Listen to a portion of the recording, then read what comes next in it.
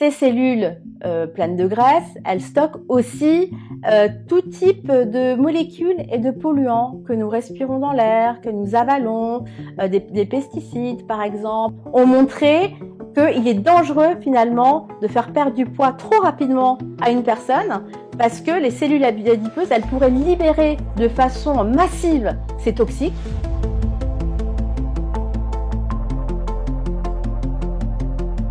Parce que lorsqu'une cellule graisseuse atteint sa taille critique, elle va émettre un signal pour que des cellules inflammatoires viennent l'entourer et elle risque d'engendrer tout un tas de maladies métaboliques. La numéro 1, c'est évidemment... Elia Hakimi-Prévost, bonjour et bienvenue sur notre chaîne. Bonjour Raphaël, merci de m'avoir invité à cette émission. Tu as publié récemment aux éditions Robert Laffont La vérité sur l'obésité, comprendre et soigner cette nouvelle épidémie. Avant de rentrer en détail dans le sujet du livre, je te propose de te présenter. Oui, alors je suis journaliste santé, j'écris pour plusieurs revues, essentiellement pour le quotidien du médecin depuis 2007, donc depuis un paquet d'années. J'écris aussi pour la presse grand public, notamment pour 60 millions de consommateurs. Je fais leurs enquêtes santé pour Côté Santé, Médicite. Donc j'ai un pied dans la presse pro santé et un autre pied, si je puis dire, dans la presse grand public. Donc j'écris aussi bien pour nos amis médecins que pour la population générale. Et mes thématiques de prédilection, c'est bien évidemment la nutrition, l'obésité est devenue une de mes thématiques phares, mais j'écris sur tout type de sujets de santé publique. D'accord. Et pourquoi c'est devenu une de tes thématiques phares? Pourquoi avoir choisi l'obésité? Alors l'obésité, j'écris sur ce sujet depuis 6-7 ans de façon assez intense dans le cadre des cahiers nutrition du quotidien du médecin qui sont des hors-série nutrition et c'est un sujet qui revient très très souvent parce qu'à la rédaction, on s'est rendu compte que l'obésité concerne un grand nombre de personnes, un Français sur deux en surpoids ou obèse, 8,5 millions de Français et que finalement on a des solutions pour traiter l'obésité, mais elle reste un peu partielle, incomplète, et surtout, il y a beaucoup d'idées reçues sur cette maladie, et moi j'avais vraiment envie de battre en brèche ces idées reçues par le biais de la science, par le biais de la littérature scientifique. Et de démêler un peu le vrai du faux, tout ce qu'on peut entendre comme rumeur, tout ce qui circule et qui n'est pas forcément exact et qui du coup transmet de la mauvaise information. Voilà, de délivrer une parole vraie sur cette maladie chronique. Donc si on rentre dans le sujet du livre assez directement, l'obésité, déjà, comment est-ce qu'on peut définir l'obésité? C'est pas simple. C'est pas simple, mais l'obésité bénéficie d'une définition médicale depuis 1997. C'est l'Organisation mondiale de la santé qui l'a définie comme une accumulation excessive de graisse pouvant nuire à la santé. Quand on est obèse, on est malade et on accumule de la graisse au niveau du tissu adipeux. Le tissu adipeux, c'est un organe à part entière. C'est un organe qui est composé de cellules graisseuses, de cellules qui contiennent de la graisse. Et quand on est obèse, on a un tissu adipeux qui est très très plus important que la norme, que les personnes qui ont une corpulence normale, avec des conséquences, un retentissement sur la santé générale. Donc des maladies qui peuvent être associées à l'obésité, à cet excès de masse graisseuse. Ce qui me semble important dans ce que tu viens de dire, c'est la notion de maladie. L'obésité, c'est une maladie. Exactement. C'est pas simplement le fait d'être grand, d'être petit, d'être brun, d'être blond. Non, c'est une maladie. Tout à fait. C'est une maladie. L'obésité aujourd'hui, elle est souvent, d'abord c'est une maladie visible. On voit uniquement l'enveloppe corporelle, on voit la personne, le corps gros, et on s'imagine que c'est lié à un manque de volonté, que c'est lié à de la paresse, au fait que on s'alimente mal, que l'on mange trop, que l'on ne bouge pas assez. Mais cette définition-là, finalement, n'est autre qu'un lieu commun, qu'une idée reçue, puisque en fait ne devient pas, ce qu'il faut comprendre, c'est que ne devient pas obèse qui veut. Pour devenir obèse, il faut avoir des gènes de prédisposition à cette maladie, et ces gènes ne s'expriment que dans un environnement dit obésogène, c'est-à-dire un environnement favorable à l'obésité. Cet environnement-là, ça peut être, par exemple, une personne, voilà, comme je disais tout à l'heure, qui s'alimente mal, qui mange beaucoup de produits transformés, qui mange trop par rapport à ses dépenses énergétiques, qui ne bouge pas assez, qui est très stressé. Donc, si vous voulez, il y a une association entre des gènes de prédisposition et un environnement. Et sans ces deux points, on ne peut pas devenir obèse. Hein, si on a juste des gènes de prédisposition et qu'on vit dans une période de guerre, de famine, où on ne peut pas manger beaucoup, par exemple, c'est difficile de devenir obèse, on ne deviendra pas obèse. Ces gènes ne s'exprimeront pas puisque l'environnement ne sera pas propice à la survenue de la maladie. C'est très intéressant cette notion de génétique et on y reviendra un petit peu après. Mais au niveau de la définition, moi c'est vrai que j'étais resté un petit peu bloqué sur l'IMC. Oui. Or, tu n'en as pas du tout parlé. Est-ce que tu peux nous expliquer ce que c'est? Est-ce que c'est pertinent ou pas justement? Bien sûr. L'indice de masse corporelle, c'est un calcul très simple. C'est le rapport du poids sur la taille au carré.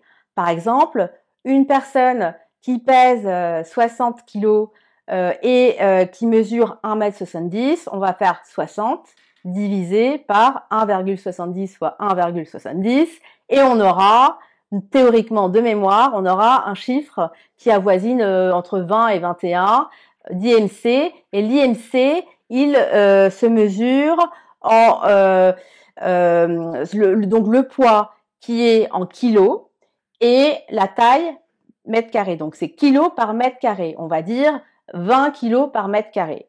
Et ce qu'il faut savoir, c'est que cet IMC, il a été établi pour pouvoir catégoriser un petit peu la population, se dire entre tel et tel IMC, on a une corpulence normale, à partir de tel chiffre, on commence à être en surpoids, puis obèse, obèse modéré, sévère.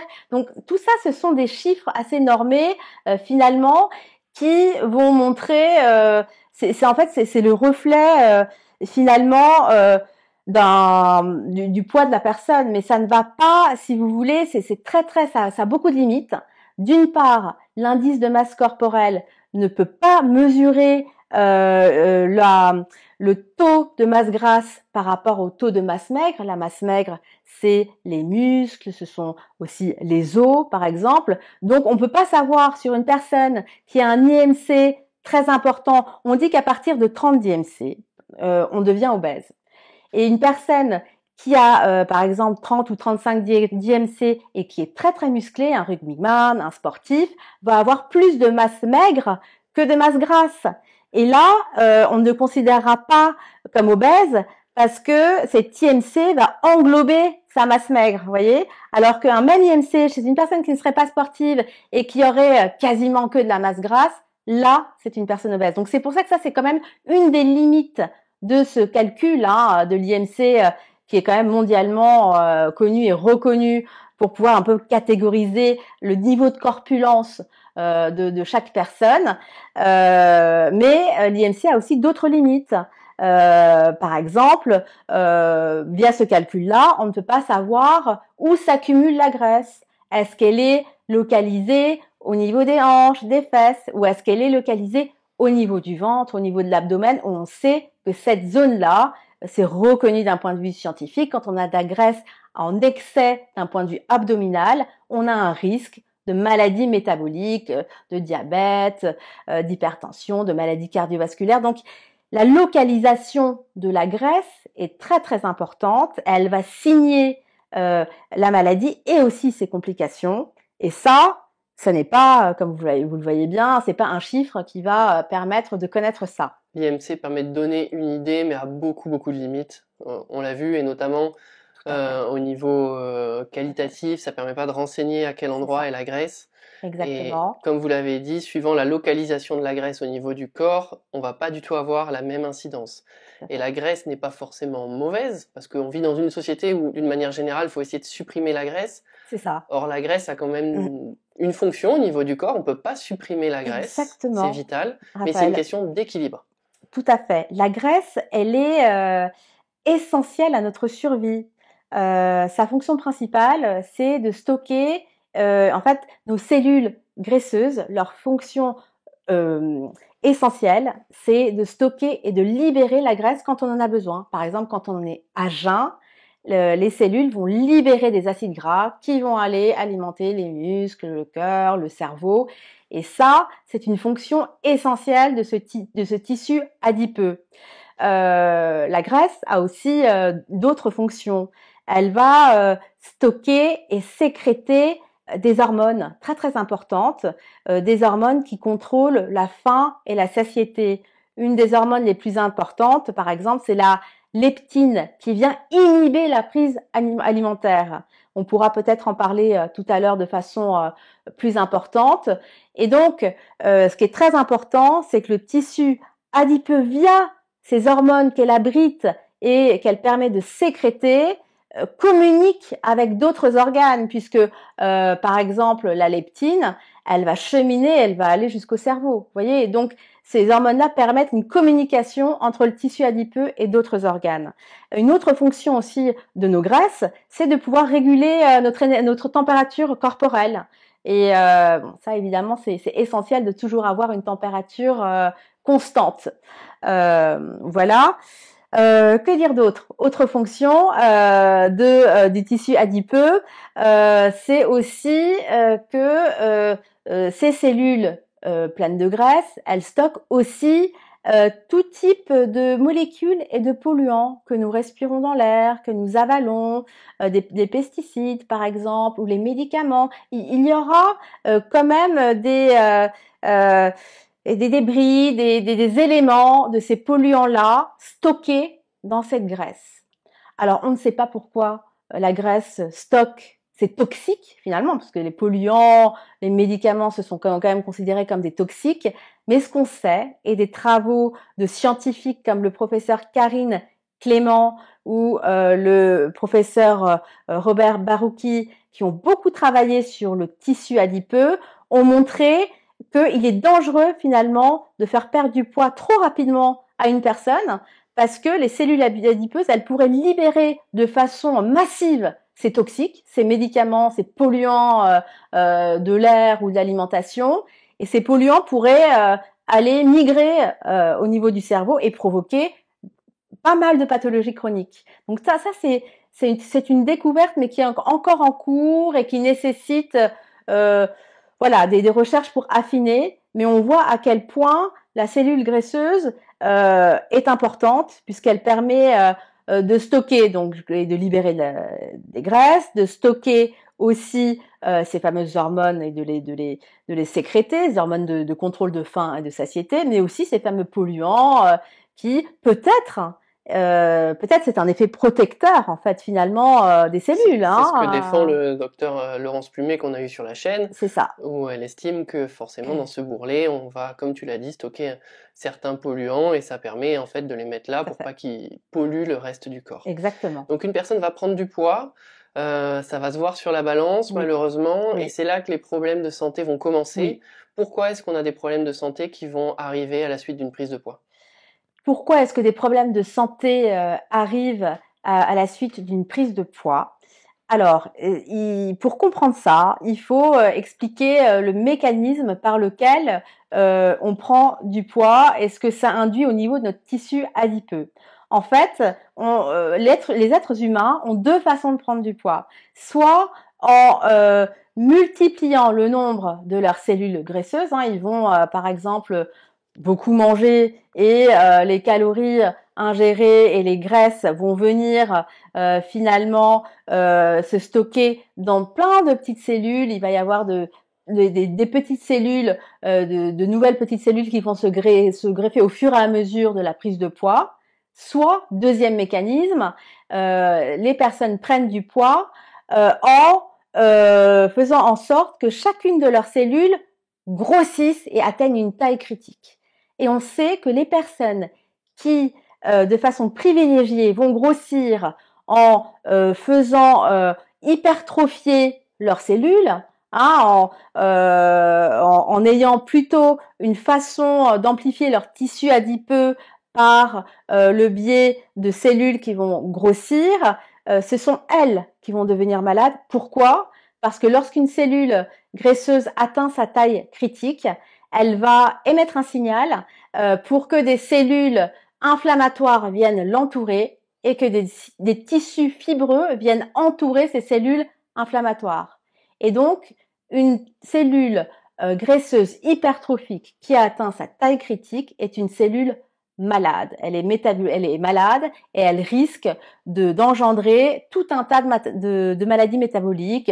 La numéro 1, c'est évidemment le diabète. Donc, on devient malade très souvent lorsque l'on a plutôt tendance à grossir en induisant une inflammation, une hypertrophie des cellules adipeuses.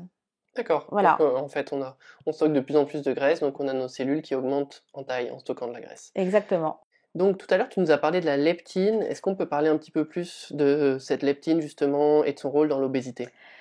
Tout à fait. La leptine, c'est une hormone qui est sécrétée par nos cellules adipeuses. C'est une hormone qui contrôle la satiété, en fait, qui inhibe la prise alimentaire. Une fois qu'on a mangé, ce qui se passe, c'est que la leptine, elle est sécrétée par le tissu adipeux, elle chemine vers le cerveau et elle lui dit qu'on a assez mangé et que donc du coup, il faut réduire la prise alimentaire. Ça, c'est vraiment sa fonction principale. La leptine, elle a un rôle satiétogène. Elle induit la satiété. Elle nous permet de réduire notre prise alimentaire. Voilà, ça c'est vraiment la fonction essentielle de la leptine. Et donc, on pourrait penser que les personnes qui sont obèses et qui ont donc beaucoup de cellules graisseuses ont beaucoup de leptine et que du coup, elles contrôlent très très bien la prise alimentaire. Mais en fait, ça paraît logique. Oui, ça paraît logique. Mais en fait, non, malheureusement, parce que plus on devient obèse, plus la masse grasse augmente et plus on risque d'être résistant, de développer une résistance à la leptine. Et la leptine, malheureusement, même si elle est sécrétée par les cellules adipeuses, elle ne va plus jouer son rôle satiétogène. Elle ne va plus permettre de réduire finalement la prise alimentaire. D'accord. Et donc il y a une deuxième hormone aussi dont on entend beaucoup parler dans tous les problèmes alimentaires, c'est l'insuline. Oui. Est-ce que tu peux nous parler un peu de l'insuline? Tout à fait. L'insuline, c'est une hormone qui est sécrétée par le biais de nos cellules, du pancréas, qui sont appelées les îlots de Langerhans. Et ça permet de réguler la glycémie, c'est-à-dire que ça nous permet de réguler le taux de sucre, de glucose dans le sang. Donc c'est quand même très très important. Que dire de plus concernant cette hormone? Elle nous permet par ailleurs de stocker. En fait, quand on consomme trop de sucre, le sucre va se transformer en graisse qui va être stockée dans nos cellules adipeuses. Mais si et seulement si on est sensible à l'insuline. Mais quand on commence à devenir résistant à l'insuline, en prédiabète, diabétique, finalement, ces sucres que l'on ingère par le biais d'aliments en excès, quand on consomme trop de sucre, finalement, on les transforme en graisse. Elles ne vont pas venir se loger dans le tissu adipeux, elles vont venir se loger dans des endroits où elles ne devraient pas être, par exemple dans le cœur, dans nos muscles, dans nos viscères. Et on sait que quand la graisse vient s'insérer dans ces endroits-là, autour d'organes comme le cœur, le foie ou autour de nos muscles, ça commence à devenir très problématique d'un point de vue métabolique. Donc c'est pour ça que quand on est résistant à l'insuline, on a un risque accru de maladies métaboliques. Donc on a cette graisse qui va venir un petit peu partout au niveau du corps, là où elle ne devrait pas être. C'est ce que tu appelles de la graisse ectopique. Ectopique, exactement. Et cette graisse ectopique, elle va entraîner un certain nombre de pathologies, de pathologies chroniques. Oui. Est-ce qu'on peut en développer quelques-unes? Bien sûr. La graisse ectopique, elle permet de... En fait, finalement, elle est quand même assez grave d'un point de vue de santé, puisqu'elle engendre essentiellement des maladies métaboliques, le diabète numéro 1, l'hypertension artérielle, la goutte le syndrome des ovaires polykystiques, hein, ce sont des ovaires qui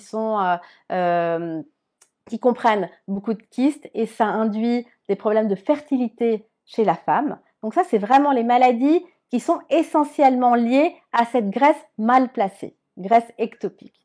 Après, on a d'autres maladies qui sont liées à l'obésité et qui sont liées au fait qu'on a un excès de masse grasse, qu'on a un IMC trop élevé.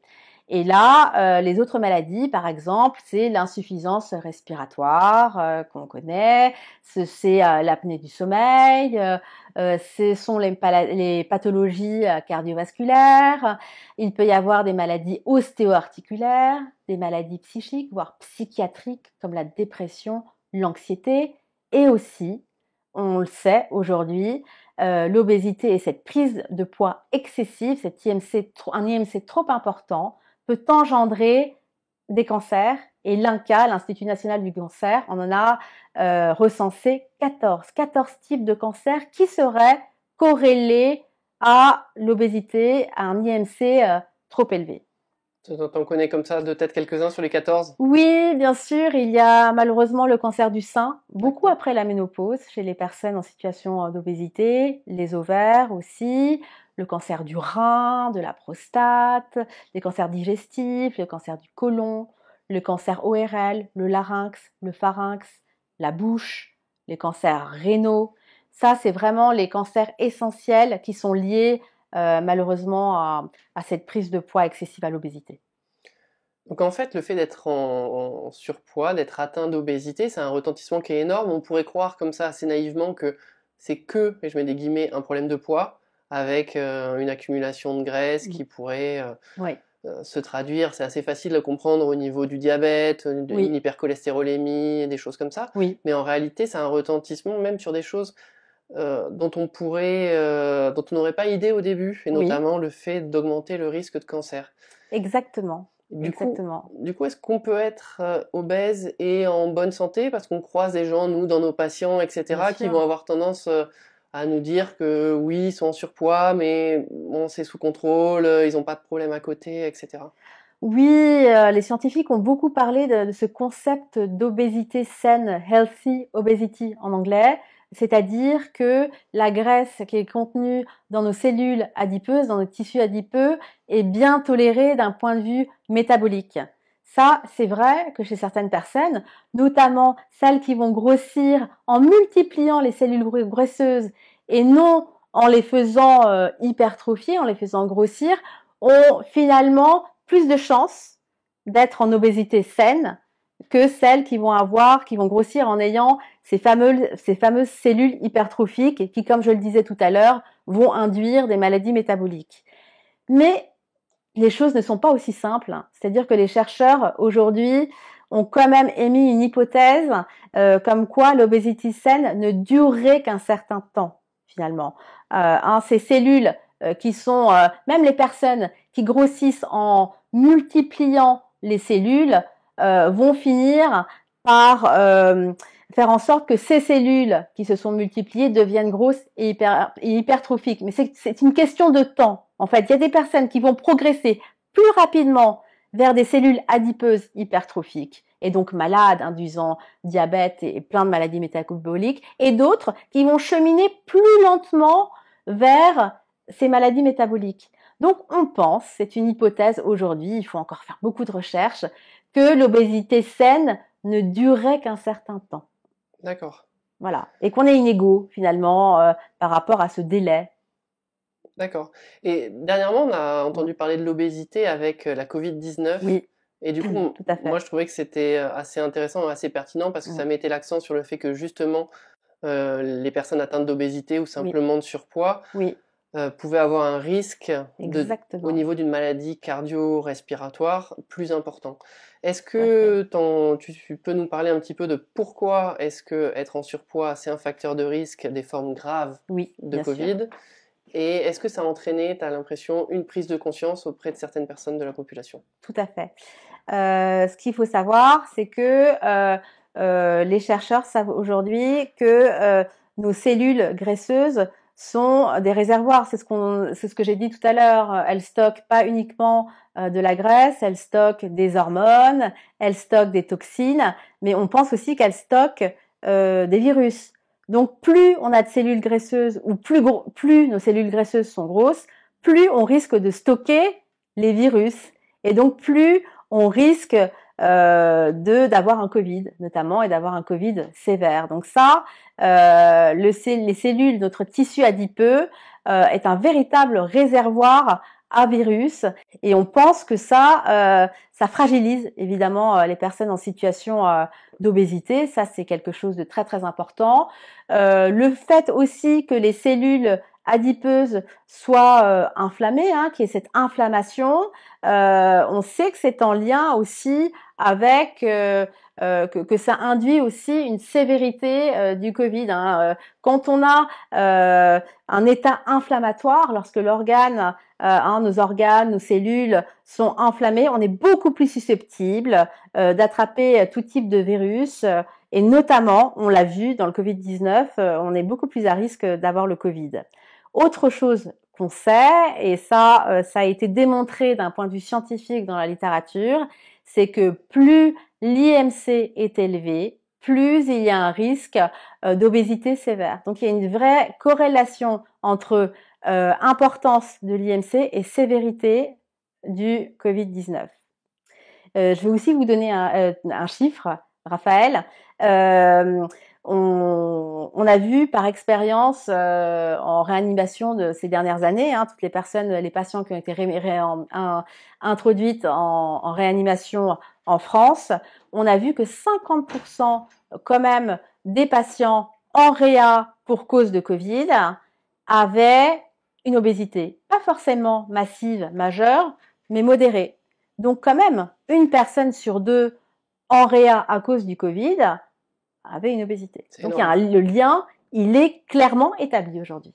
Le lien est direct. Donc on a vu le fait d'être obèse, d'être atteint d'obésité, parce qu'on dit que c'était une maladie. Oui. Ça a énormément de conséquences. Oui. Du coup, la question toute simple, c'est comment est-ce qu'on devient obèse ? Comment est-ce qu'on devient obèse ? Alors, comme je le disais au départ, en fait, ne devient pas obèse qui veut, finalement. Il y a deux types d'obésité. Il y a ce que l'on appelle les obésités communes qui concernent 90% des personnes en situation d'obésité. Et il y a les obésités dites génétiques qui concernent 10% de la population en situation d'obésité. Pour les obésités dites communes, on sait que c'est l'association d'une multitude de gènes, de prédispositions à l'obésité. Ces gènes-là doivent être associés à un environnement dit obésogène, favorable à l'obésité. C'est-à-dire que pour devenir obèse, il faut avoir des gènes qui nous prédisposent à l'obésité et vivre dans un environnement où on ne bouge pas assez, on reste trop souvent assis, on mange trop gras, trop sucré, des aliments transformés, on est très stressé. Enfin, il faut avoir quand même, d'un point de vue environnemental, des facteurs qui favorisent la survenue de l'obésité. J'interromps rapidement la conversation passionnante que j'ai avec mon invité pour vous dire quelque chose de très important. Vous avez remarqué que quel que soit le sujet qu'on aborde, quels que soient les invités que l'on reçoit, ils sont tous unanimes sur l'importance de pratiquer une activité sportive. Avec Jérôme, on est persuadé que la course à pied est le sport qui a le pouvoir de véritablement transformer votre vie. Quel que soit votre âge, même si vous avez plus de 50 ans et même si vous n'avez jamais couru de votre vie, vous pouvez devenir un coureur ou une coureuse. Vous devez simplement être progressif pour doucement adapter votre corps à cet effort et respecter certaines étapes indispensables pour renforcer vos articulations.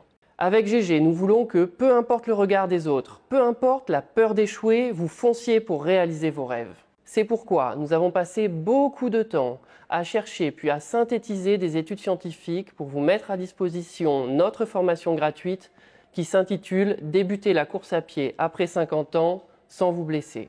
La formation dure 7 jours et elle reprend les conseils les plus importants pour vous éviter de réaliser les erreurs que nous rencontrons le plus chez nos patients. Vous recevrez les différentes leçons directement dans votre boîte mail. C'est totalement gratuit et vous pouvez vous désinscrire à tout moment si vous n'êtes plus intéressé par nos emails. Le plaisir des footings sous le soleil le dimanche matin sera bientôt à vous.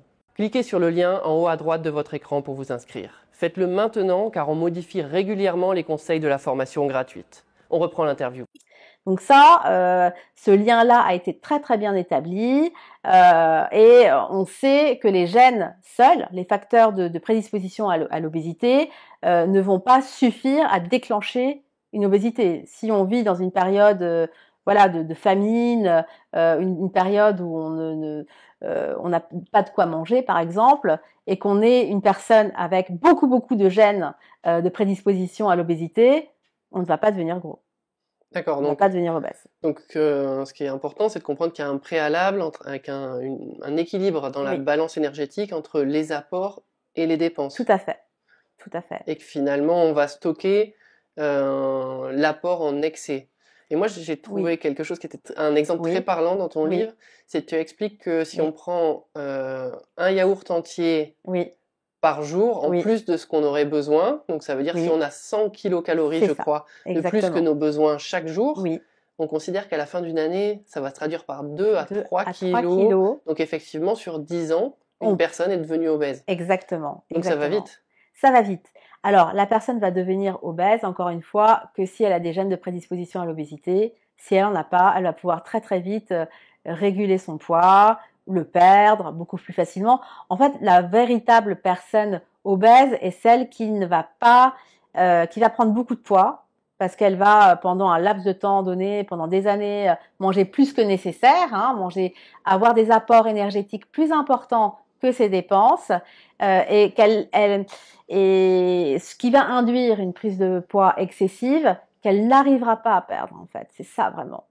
Parce que tout le monde peut grossir à un moment donné et prendre du poids et le reperdre. Tout le monde peut manger un yaourt pendant 5 ans, un yaourt en trop par rapport à ses dépenses énergétiques et prendre ce poids-là. Mais si on n'est pas prédisposé génétiquement à devenir obèse, on pourra, en changeant son mode de vie, on pourra très vite reperdre ces kilos accumulés durant ces années-là. Vous voyez, il y a quand même une injustice. Et dans ce qui est injuste et dans la façon justement d'éliminer cet excès, il y a ce que tu nommes le métabolisme de base. Exactement. En fait, dans les dépenses, il y a deux choses. Il y a le métabolisme de base et l'activité physique. C'est ça. Métabolisme de base, je trouve on lit beaucoup de choses un peu partout. Est-ce que tu peux remettre au point les grandes idées là-dessus? Bien sûr, le métabolisme de base, ce sont des dépenses énergétiques incompressibles nécessaires au bon fonctionnement de nos organes essentiels, le cerveau, le cœur, les poumons.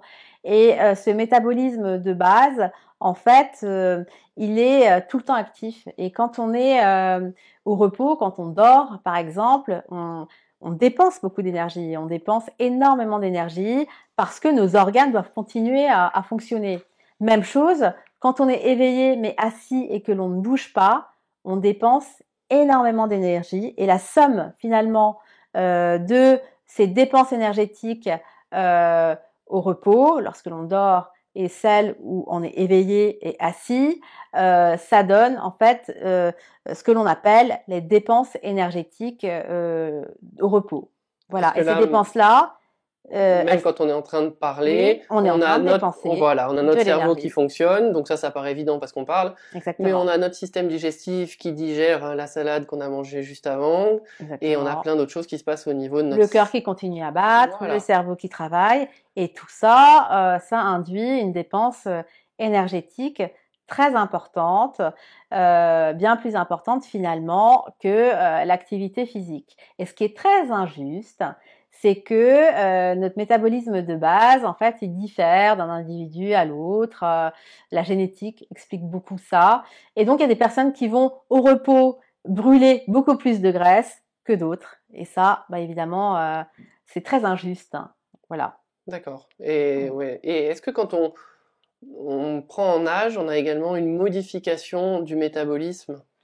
Oui, bien sûr. Quand on prend en âge, enfin, on sait déjà que lorsque l'on prend de l'âge, entre l'âge de 25 et 65 ans, on sait déjà qu'on prend 10 à 15 kilos. Ça veut dire qu'on a quand même la masse graisseuse, le tissu adipeux qui prend beaucoup d'ampleur. Et donc ça, évidemment, comme je l'ai expliqué tout à l'heure, ça dépend de la façon dont nos cellules vont réagir à l'ampleur, à l'importance de cette ampleur de, de masse grasse. Mais plus on avance en âge, plus on prend du poids, et ça c'est naturel, c'est physiologique. Et donc, plus on risque, si on est prédisposé à l'obésité, à devenir obèse avec le temps, tout simplement. Et en plus, c'est possible qu'en prenant un peu d'âge, on bouge un petit peu moins, on ait un petit peu moins de dépenses. Et donc tout ça, ça s'auto-entretient. Exactement. Donc on a vu, c'est un équilibre entre les apports et les dépenses. Oui. Mais malgré tout, tu as insisté sur le fait qu'il fallait qu'il y ait des prédispositions génétiques. Oui. Est-ce que tu peux nous parler un petit peu plus précisément de ces facteurs génétiques qu'on retrouve chez les personnes atteintes d'obésité? Oui, ces facteurs génétiques qu'on retrouve chez les personnes atteintes d'obésité, il y a notamment une découverte très importante du professeur Philippe Frogel, qui est généticien et qui a montré que ces personnes qui souffrent d'obésité commune, comme j'ai dit tout à l'heure, c'est 90% des personnes en situation d'obésité qui ont ces obésités communes, qui sont donc liées à plus ou moins de gènes de prédisposition à l'obésité. Et le professeur Frogel a démontré que ces gènes-là s'expriment dans deux zones très particulières du cerveau qui sont liées à l'addiction. Donc, il a démontré que lorsque l'on est malade, en situation d'obésité, on s'alimente, on a un rapport à l'alimentation addictif. C'est-à-dire qu'on va manger quand on est en colère, manger quand on est frustré, manger quand on est triste. Et l'aliment devient finalement comme une drogue. Et ça, c'est nouveau et ça a été démontré scientifiquement parlant. D'accord. Donc, une fois de plus, on insiste sur le fait que c'est une maladie et on parle aussi beaucoup de l'aspect psychologique de l'obésité. Oui. Quand on dit ça, je trouve que des fois c'est un petit peu fourre-tout et en fait on a tendance un petit peu à tout mettre dedans. Oui. Moi, ce que je trouve très important et très intéressant dans ce que tu as dit, c'est qu'un contexte psychologique stressant, difficile, avec des événements traumatiques, tu l'as expliqué, ça peut venir activer certains gènes au niveau du corps, parce que ça peut-être pour les gens qui nous regardent, c'est un peu compliqué à comprendre. On peut avoir des gènes qui sont inactifs, en fait, qu'on a dans nos cellules, qu'on a dans notre corps, mais qui sont pas exprimés, ils sont là, mais ils hibernent. Exactement. Et des fois, sous l'effet d'un événement, d'un contexte particulier, souvent traumatisant, on va venir révéler ce gène. Et du coup, l'aspect psychique, c'est quelque chose qu'on retrouve beaucoup chez les patients atteints d'obésité. On trouve beaucoup de problèmes psychiques chez les personnes atteintes d'obésité, beaucoup de traumatismes survenus durant l'enfance, beaucoup d'attouchements sexuels, par exemple, de harcèlement. Et c'est vrai que ce problème des traumatismes durant l'enfance est très très répandu parmi les personnes qui ont développé une obésité étant enfant ou étant adolescent, une obésité assez précoce. Ça, c'est quelque chose qui est bien documenté dans la littérature scientifique. Donc, il y a un réel lien entre le psychisme et la survenue de la maladie obésité. Et il y a quelque chose qui est en plein boom aussi sur l'explication de l'obésité, ce serait le microbiote intestinal. Exactement. Bon, c'est vrai qu'on en parle sur plein de pathologies, mais notamment l'obésité. Oui, tout à fait. Le microbiote intestinal, c'est quoi? C'est ce que on appelait avant la flore intestinale. C'est nos intestins, en fait, abritent tout un tas de bactéries, de levures, de champignons. Ces bactéries, levures, champignons interagissent avec notre environnement, avec ce que nous mangeons, avec notre état de fatigue, avec notre état de stress. Et on sait aujourd'hui qu'il y a une relation bidirectionnelle en fait entre l'obésité et la flore, le microbiote intestinal. C'est-à-dire que une flore intestinale déséquilibrée, alors une flore intestinale déséquilibrée, c'est quand on n'a pas assez de bactéries dans nos intestins, pas assez d'espèces de bactéries. Quand cette flore donc est déséquilibrée, ça peut induire une obésité, toujours lorsqu'on a quand même des gènes de prédisposition à l'obésité. Et à l'inverse, l'obésité peut appauvrir notre microbiote intestinal. Donc, il y a une relation dans les deux sens entre flore intestinale et obésité. Mais on peut avoir une incidence dessus? On peut modifier notre microbiote intestinal? Oui, oui, oui, Raphaël. Les études ont montré, notamment, ce sont les études, encore une fois, du professeur Karine Clément, qui a beaucoup travaillé sur le microbiote intestinal et qui a montré, par exemple, qu'après chirurgie bariatrique, la chirurgie bariatrique, c'est la chirurgie de l'obésité, où on vient soit diminuer le volume de l'estomac, soit diminuer le volume mais en même temps faire en sorte que les aliments soient moins bien absorbés par l'organisme. Cette chirurgie-là, elle induit une prise de poids très très importante. Dans les 2 premières années, on peut perdre 30 à 40 kilos de poids de façon quand même assez rapide. Et ça peut venir, cette prise de poids très très importante, on a montré qu'elle est associée à un enrichissement en fait de la flore intestinale. Donc vous voyez, plus finalement on est gros, plus notre microbiote est appauvri et plus on perd du poids et plus finalement notre microbiote est équilibré, riche en bactéries et riche en espèces de bactéries différentes. Donc là, ça a été démontré. Toi, tu as tourné la boucle de façon vertueuse. Ça sous-entend que malheureusement, elle marche aussi de manière inverse, c'est-à-dire que plus une personne est en surpoids, plus elle va... Souvent. Pas toujours, mais le plus souvent. Plus elle risque, c'est toujours une d'avoir un microbiote appauvri. Qui va augmenter la prise de poids, etc. etc. Voilà, c'est un cercle vicieux un petit peu qui s'installe. C'est un cercle vicieux. Il y a également des personnes qui prennent du poids dans un contexte de maladie, mais lié au traitement qu'elles reçoivent. Exactement. Et ça c'est quand même très dur parce qu'on a des gens qui sont malades, qui sont soignés pour une maladie. Souvent, c'est une maladie un petit peu lourde. Oui. Elles prennent des médicaments pour aller mieux et elles se retrouvent avec 10, 20, 30 kilos en plus. Exactement. Alors, numéro 1, des molécules, des médicaments qui font prendre du poids sur le long terme, ce sont les corticoïdes, les corticoïdes anti-inflammatoires qu'on utilise dans un tas de maladies, vraiment dans un grand nombre de maladies chroniques et en général qu'on utilise sur une longue durée.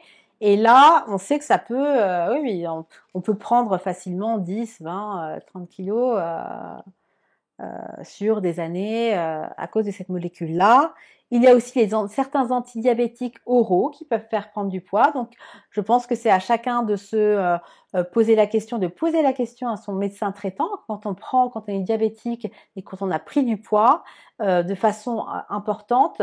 Il faut quand même interroger le médecin et savoir si cette prise de poids est liée aux médicaments ou pas, auquel cas on peut réajuster ou changer de molécule, ce qui n'est pas possible, vous voyez, avec la corticothérapie.